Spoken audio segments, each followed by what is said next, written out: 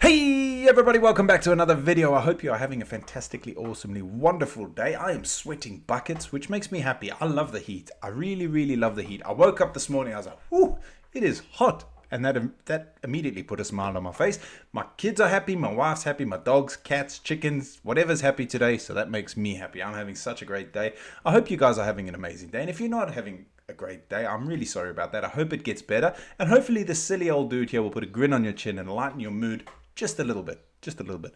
Today we are reacting to the most powerful ship in the US Navy, and that is because last week, I think it was, we reacted to the top 10 naval bases. I'll put the video up there or there, wherever it goes. You can check that out as well if you want. But I was blown away by that. The size of them, they are huge. Your biggest naval base in the US, I think it was 149,000, the population who's on the base.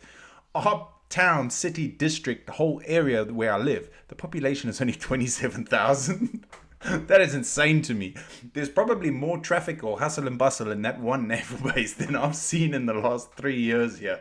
It blew my mind. I thought about it afterwards, and I was like, I moan sometimes when I go to the shop and it's too busy. Imagine when there's 149,000 people and not just 27,000. It was crazy. So yeah, I was pretty shocked. So I'm really interested in this. Now, I wasn't interested in the whole ship side of things or the Navy side of things when it came to the military. I was more interested in like the helicopters, the tanks, the planes, and that sort of thing. But since watching these videos on this reaction channel, it's really drawn me in because I never really put much thought into it. Now, when I see the actual size of them, and I'm just blown away. I'm absolutely blown away. And what freaks me out, what really scares me, are submarines. I don't know how people do that. I don't know. Oh yeah, I'm just going in this metal box undersea. Nope, not for me. I couldn't do it. Yeah, anyway, if you haven't done so already, please make sure you hit the subscribe button. And if you're feeling extra frisky, you may as well give the video a like as well. I do have a Buy Me a Coffee and a Patreon page linked down in the description. If you want to buy a coffee or sign up to the Patreon to help support the channel. Anything made on there is going towards our trip to the US next year. But guys, please feel no obligation to do that. Rather buy a coffee for a loved one or your wife, your husband, your boyfriend, your girlfriend, whatever it is. Rather treat them to something nice. I'm okay. I mean, it does mean the world to me, and I really thank you guys from the bottom of my heart. But if you can't do it, don't worry about it. It really doesn't offend me. Some people have messaged me saying, "Jono, I'm so sorry. I really want to contribute. Please don't feel sorry. Don't worry about it. Really." Anyway, without further ado, let's get into the most powerful ship in the U.S. Navy. The top 10 most powerful ships in the Hold U.S. on. Navy. No, I did read that right. It says the most powerful ships in the U.S. Navy, and now he's saying top. Oh, I suppose I'll get to the top 10, the first one anyway. The U.S. Navy is the most powerful in the world. It has a collection of vessels that would make Poseidon blush and stop a Kraken in its tracks. Both new and old, some of these weapon systems are the gold standard for naval ships. Here are the Navy's most powerful vessels. Only a wise person would know what the most powerful ship is in this video. Right, it doesn't say he's going to tell us which is the most powerful ship in this video. So you guys let me know in the comments what you think, because I'm quite interested to know.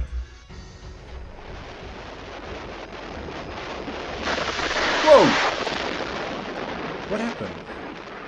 Oh, it's firing something. I thought it got hit. Number 1. Navy hospital ships. A hospital ship is a ship designated for primary function as a floating medical... Sorry to pause already. I didn't even think of Navy, like the hospital ships. That makes so much sense. I thought if someone got injured, they would just treat them on board. I don't exactly know how this works, but that's awesome. I didn't realize. And I suppose if it's painted white like that with the red cross on it, it should keep, I don't want to say safe. Yeah, but like only a real knobhead would fire on a hospital ship, wouldn't they? treatment facility or hospital.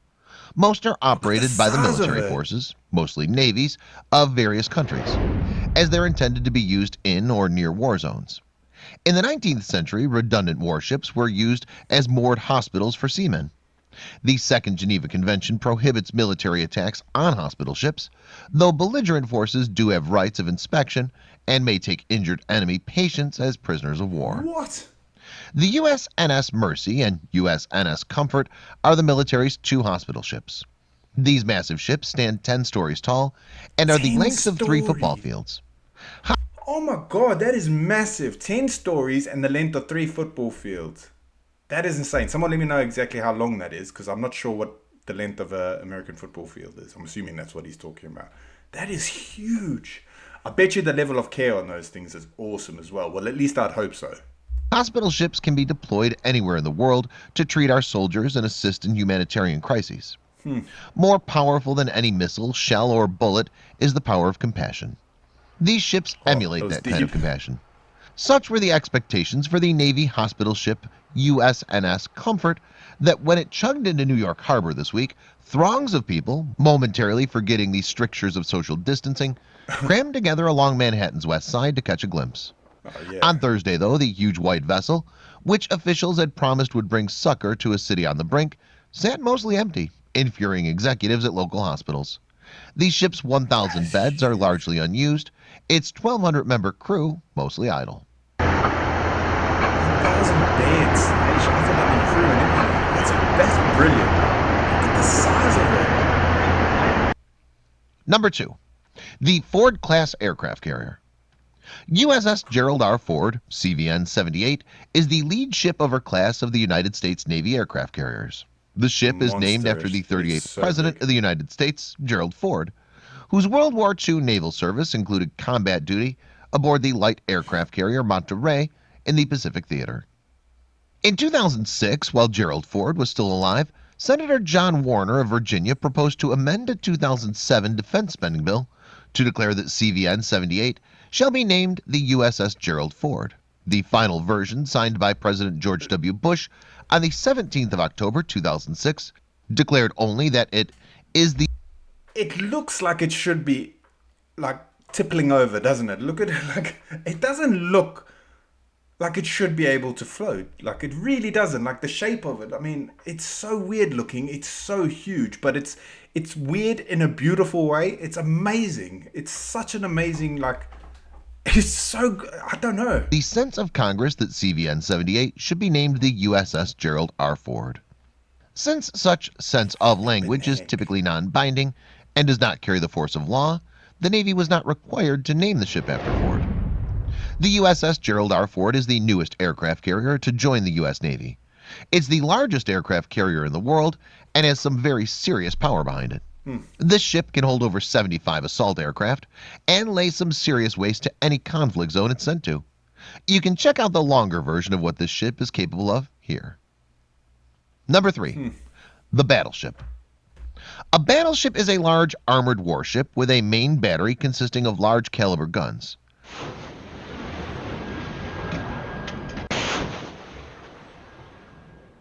During the late 19th and early 20th centuries, the battleship was the most powerful type of warship, and a fleet centered around the battleship was That is part of the scary, command of the man. sea doctrine for several decades. By the time of World War II, however, the battleship was made obsolete as other ships, primarily the smaller and faster destroyers, the secretive submarines, and the powerful and large aircraft carriers, came to be far more useful in naval war. I respect the hell out of all classes of military, like pilots and that. That is another crazy, like scary job. All but the Navy. I am so terrified of drowning. Like I had a near-death experience twice when I was younger, nearly drowning. And I'm a pretty good like I'm a strong swimmer now.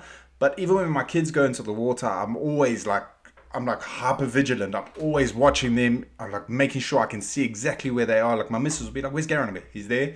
Like I can see him. Layers over there. I know where they are.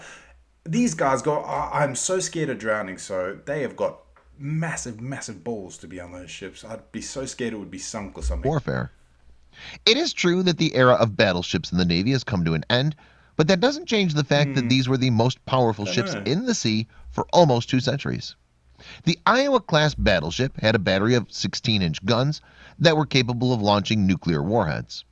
During the 19th and 20th centuries, if a country Jeez, they're wanted playing those videos superiority really on the quick. sea, they needed an accompaniment of these legendary ships.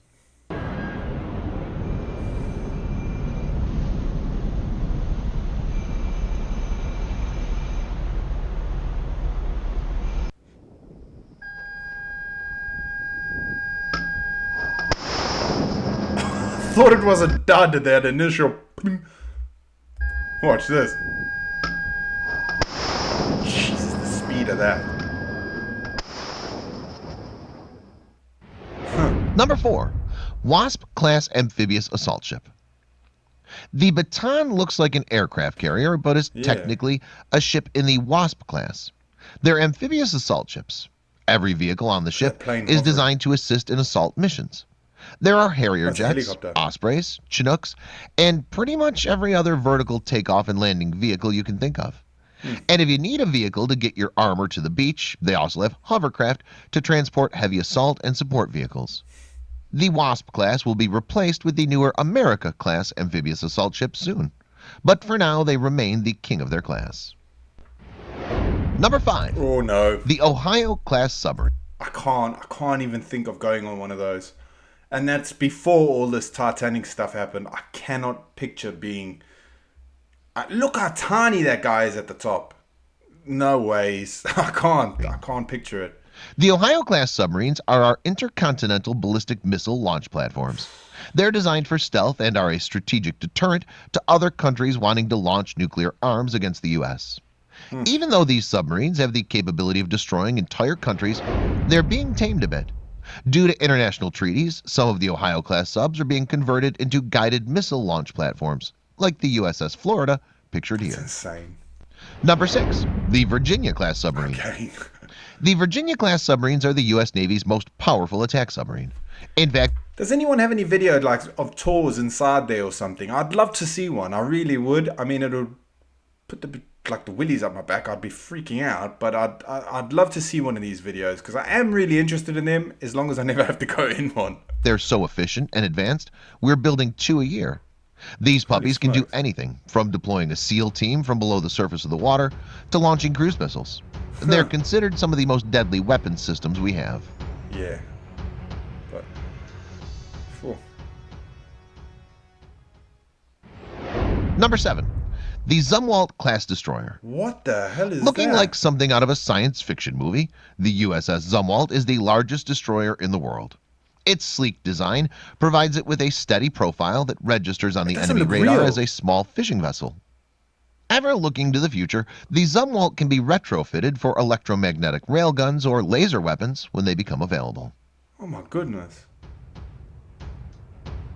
I have to check that out. That looks awesome. In a really weird kind of way. It doesn't look real. Huh. Number 8. The Arleigh Burke class destroyer. The Arleigh Burke class destroyer are a serious force in our Navy. They compose about 20% of all naval vessels. The US Navy has been so impressed with their performance that they aren't even phasing them out for a better destroyer, something they typically do all the time. They're actually building them at the same time. Each class of destroyer has their own distinct advantages, and the Arleigh Burke class ship is designed for multi-surface warfare. It can attack vessels under, on, or above the sea. You're not safe anywhere.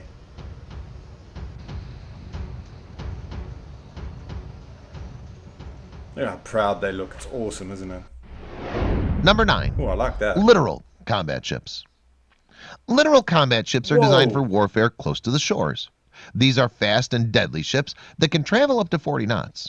For a vessel of that size, that's some serious speed. These are used for fast assaults and generally carry a hefty armament for destroying other small vessels. They also have the ability to deploy small tactical teams to take over other vessels. Number 10. Daring class. The Daring class developed from a joint Anglo I've never heard of nearly all of these. This one looks crazy as well. It also doesn't look real. Holy smokes. French-Indian project called Project Horizon. However, this initiative was beset with delays and arguments. The Royal Navy wanted a larger destroyer which would operate in the Atlantic Ocean, could patrol large areas and provide air defense for the fleet. On the other hand, France and Italy desired a smaller Their warship maneuverability. to operate in the Mediterranean region. In 1999, the Royal Navy withdrew from the joint project and commenced the development of the Type 45 class. Significant changes were made to the original project. The lead ship, HMS Daring, entered service in 2009. The last of 6 ships was commissioned in 2013. These are the largest surface combatants operated by the Royal Navy since World War II. Also, these are the most advanced warships of the Royal Navy. The main role of the Daring class is to provide air defense for the fleet. Some of the class's features include principal aircraft missiles Tell you what, this video is making me dizzy. I don't know whether they've sped up some of the footage or what, but my eyes can't keep systems, PAMs. The PAMs incorporate 48-cell VLS with 32 Aster 30 missiles, 80-kilometer range, and 16 Aster 15 missiles, 30-kilometer range. That's insane. The system can intercept super agile missiles fitted with re-attack modes, together with the full envelope of current and anticipated air threats. Furthermore, the ship can engage missile threats operating either individually or in salvos. In addition to PAMs, it's hoped that the Daring class will eventually deploy Tomahawk cruise missiles. Thanks for watching, and don't forget to subscribe. I think I will.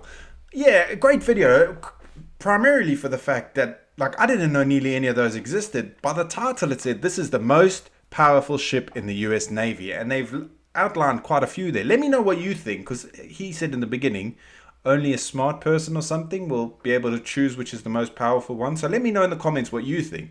I think they're all freaking awesome. Some of them are really strange looking. They almost don't look real. And now that I've got a base, I've got 10 that I didn't know. Well, I knew about the aircraft carrier because I think I was reading somewhere. This just proves I do read something. I think it's run or powered by 2 nuclear reactors or something. I might be wrong on the wording, but I've got a bad memory when it comes to stuff. But I was reading something up on it.